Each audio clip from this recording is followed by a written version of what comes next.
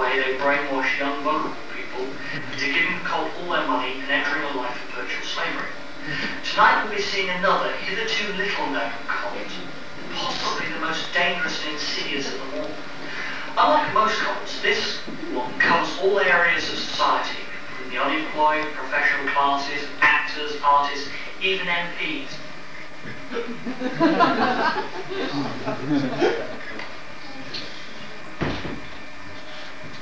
In an attempt to understand what motivates science fiction fans, what makes them think, we decided to go and find something. Our first problem was hunting them down. We were told by our informants that there's a place here in the city centre that caters to these type of people. Now, to be honest, we were a bit surprised, but then we realised the city council probably don't realise exactly what the nature is of these people. I'm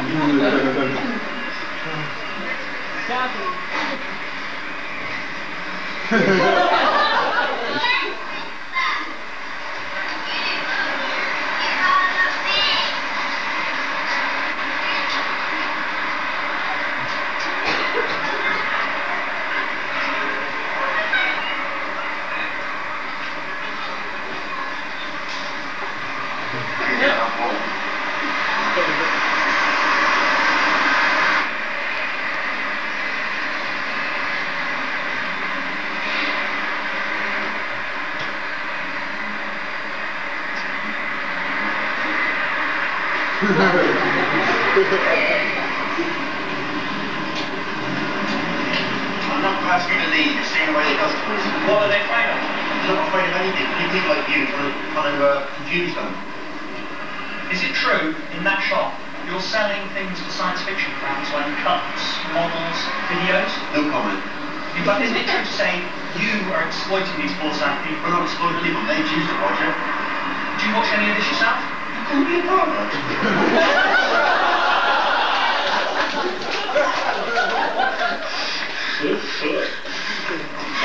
Unable to talk to him, we managed to track down an ex-fan who was willing to talk. We'll call him Bob. What happened? Well, I started when I was in school. Been round to a mate's house for a party, and normal things, you know, having a few drinks, having sex, dancing, smoking coke. Normal thing that teenagers get up to. Well, then this guy walked in, I've never really seen him before, and he pulled a video out of a brown paper bag. I guess he's trying some hard stuff. Looking back, I know now that it's then that I should have left, but I was curious. The room got very serious, you know. I'd heard about it, of course, in school behind the bike shed. Notes passed around in class. I remember my brother, he had asked my mum about it once. She washed his mouth out and my father gave him one hell of a beating. Anyway, the video was put in the machine, and the music started. And then that voice. I'm sorry, can we hold it there? Okay, got it right. Well, we watched most of the episode. At first I was confused and a bit vile about it, quite repulsed. I mean, he was a guy with a pointy ears. Why did the engineer have such a crap, atrocious Scottish accent? And why did the black woman have that little bit of plastic sticking out of her ear? I know now, but back then I didn't want to be ignorant, so show myself up in front of my mates and have the piss taken out of it. Well, we had to stop the film early anyway, program, because mate's family and his parents got back early. But all that week had could not get it out of my mind. I had to know just what the hell had happened to Kirk. I mean, had he been killed off? Did he survive? What? So, I sought out my mate that we had the show at the house of, and asked him about the bloke that had brought the video in the first place. Just trying to pass it off as, casual interest, but no, look, he insisted. Anyway, he invited us down that Saturday evening to a pub in the town.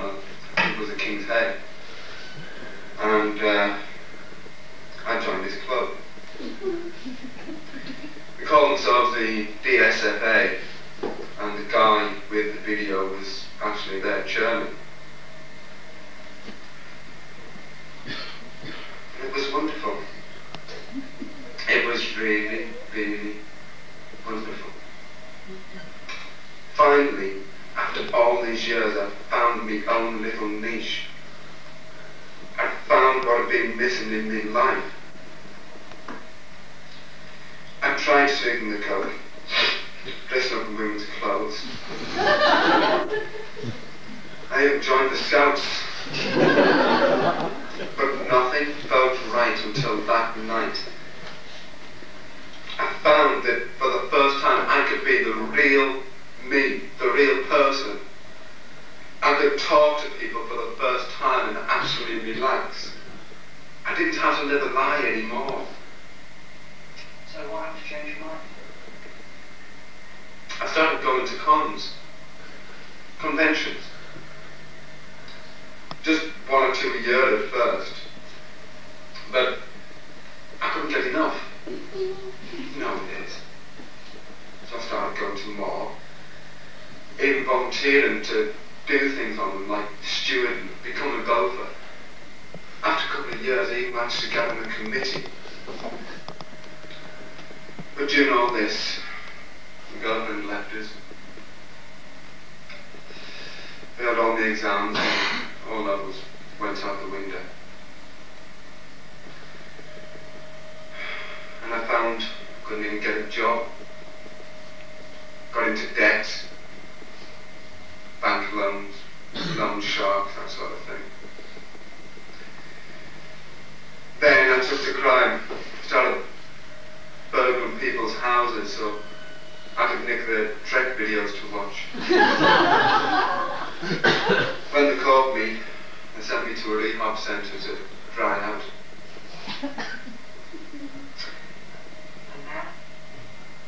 And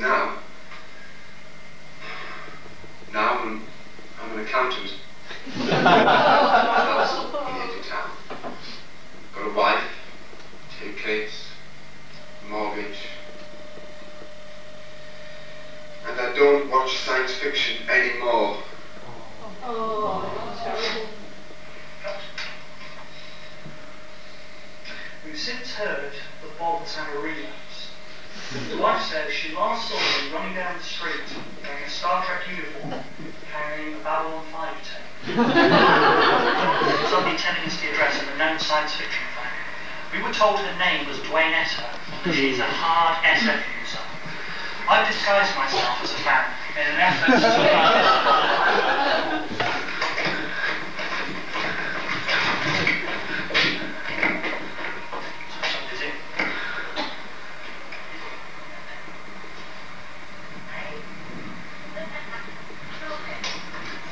Excuse me, is Dwaynetta? She's not here, but you can come in and wait if you like. She won't be long. Thanks very much. Who are you? What are you doing here? We're making a documentary on science fiction fans, and we wanted to interview you. Go away or I'll shoot you. I will. I'll disintegrate you. That's usually what you do. You wait. New gravity, you're dead. You refuse to talk to us.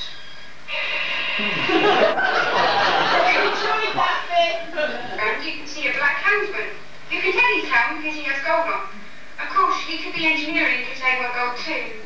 But because he's on the bridge, it's more likely he's helm.